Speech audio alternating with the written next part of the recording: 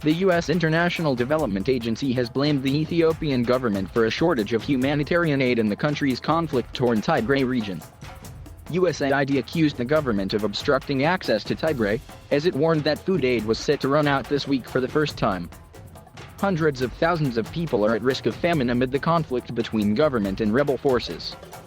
Ethiopia has denied purposely blocking aid.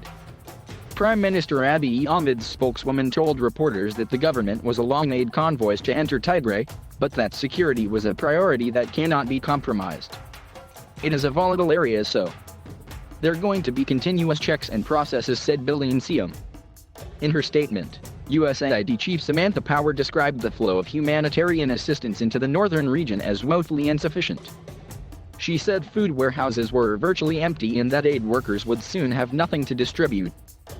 This shortage is not because food is unavailable, but because the Ethiopian government is obstructing humanitarian aid and personnel, including land convoys and air access, she said. USAID called on the Ethiopian government to immediately allow humanitarian assistance. It noted that aid trucks have been unable to leave the town of Semera in the neighboring Afar region, currently the only accessible land route into Tigray.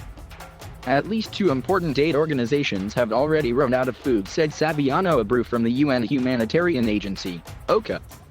Without urgent and unimpeded food assistance, there will be an imminent threat to the lives of over 400,000 people in Tigray already in famine-like conditions, and over 1.8 million people now in emergency levels of hunger could slide into starvation, he said.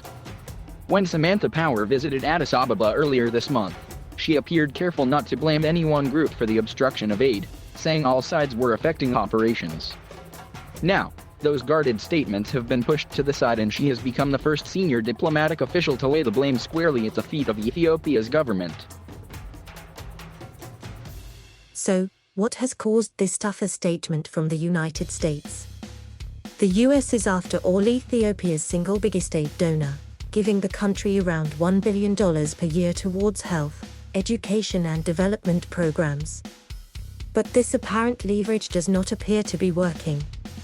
While in Ethiopia, Ms. Power did not meet Prime Minister Abiy Ahmed, and neither has the United States Special Envoy for the Horn of Africa during his ongoing visit to the country. In contrast, Mr. Abiy has just concluded a state visit to Istanbul where he met President Recep Tayyip Erdogan.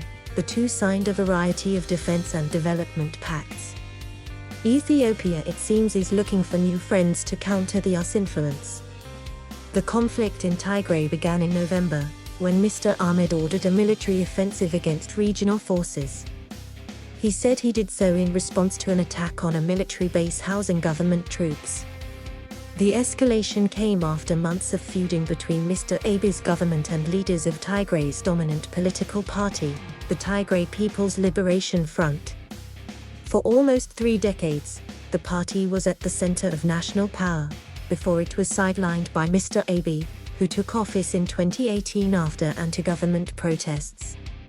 Mr. Abiy, a Nobel Peace Prize winner, pursued reforms, but when Tigray resisted, the political crisis erupted into war.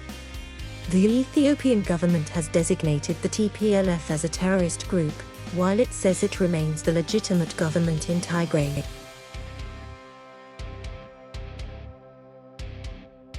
Thank you for watching. Please subscribe